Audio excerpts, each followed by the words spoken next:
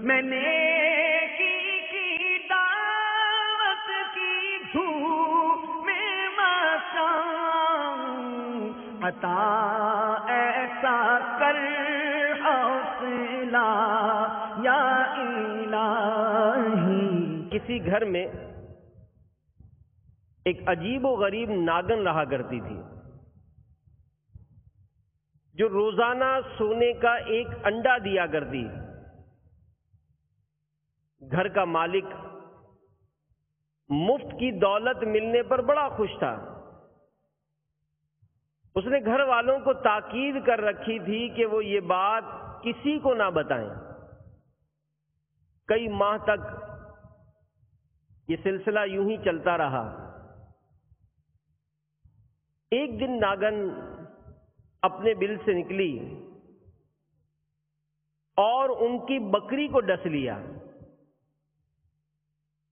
اس کا زہر ایسا جان لیوا تھا کہ دیکھتے ہی دیکھتے بکری کی موت واقع ہو گئی۔ یہ دیکھ کر گھر والوں کو بڑا طیش آیا، بڑا غصہ آیا، اور ناگن کو ڈھونڈنے لگے کہ کسی طرح اسے مار ڈالیں۔ مگر اس شخص نے یہ کہہ کر ان کا غصہ ٹھنڈا کیا کہ ہمیں ناگن سے ملنے والے سونے کے انڈے کا نفع یہ بکری کی قیمت سے کہیں زیادہ ہے، لہذا پریشان ہونے کی ضرورت نہیں۔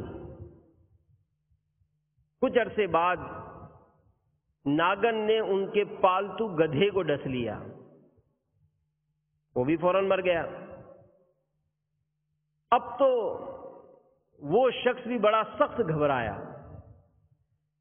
مگر لالچ کے مارے اس نے فوراً خود پر قابو پایا اور کہنے لگا کہ اس نے آج ہمارا دوسرا جانور مار ڈالا ہے، خیر کوئی بات نہیں، اس نے کسی انسان کو نقصان نہیں پہنچایا۔ گھر والے بھی چپ ہو رہے۔ اس کے بعد 2 سال کا عرصہ گزر گیا، مگر ناگن نے کسی کو نہیں ڈسا۔ اہل خانہ بھی اپنے جانوروں کے نقصان کو بھول گئے۔ پھر ایک دن اس ناگن نے ان کے غلام کو ڈس لیا۔ اس بیچارے نے مدد کے لیے اپنے مالک کو پکارا، مگر اس سے پہلے کہ مالک اس تک پہنچتا، زہر کی وجہ سے غلام کا جسم پھٹ چکا تھا۔ اب وہ شخص پریشان ہو کر کہنے لگا کہ اس ناگن کا زہر تو بہت خطرناک ہے، اس نے جس کو ڈسا فوراً وہ موت کی گھاٹ اتر گیا، اب کہیں یہ میرے گھر والوں میں سے کسی کو نہ ڈس لے۔ کئی دن اسی پریشانی میں گزر گئے کہ اس ناگن کا کیا کیا جائے۔ دولت کی حرص نے ایک بار پھر اس شخص کی آنکھوں پر پٹی باندھ دی، اور اس نے یہ کہہ کر اپنے گھر والوں کو مطمئن کر دیا کہ اگرچہ اس ناگن کی وجہ سے ہمیں نقصان ہو رہا ہے، مگر سونے کے انڈے بھی تو ملتے ہیں، لہذا ہمیں پریشان نہیں ہونا چاہیے۔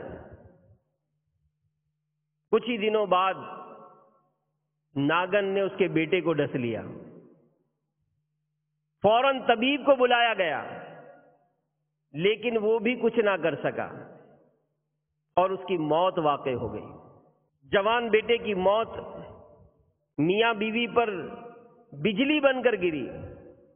وہ شخص غضبناک ہو کر کہنے لگا کہ اب میں اس ناگن کو زندہ نہیں چھوڑوں گا، مگر وہ ان کے ہاتھ نہیں آئی۔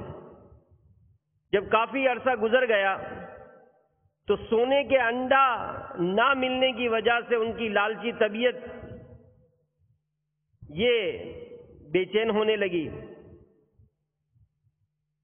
چنانچہ دونوں میاں بیوی ناگن کے بل کے پاس آئے، وہاں کی صفائی کی، دھونی دے کر خوشبو مہکائی اور یوں ناگن کو صلح کا پیغام دیا۔ حیرت انگیز طور پر وہ واپس آ گئی اور پھر سے سونے کا انڈا ملنے لگا۔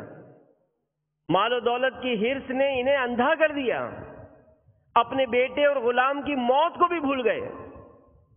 پھر ایک دن ناگن نے اس کی زوجہ کو سوتے ہوئے میں ڈس لیا. تھوڑی دیر میں اس نے بھی تڑپ تڑپ کر جان دے دی. اب وہ شخص اکیلا رہ گیا. تو اس نے ناگن والی بات اپنے بھائیوں اور دوستوں کو بتائی.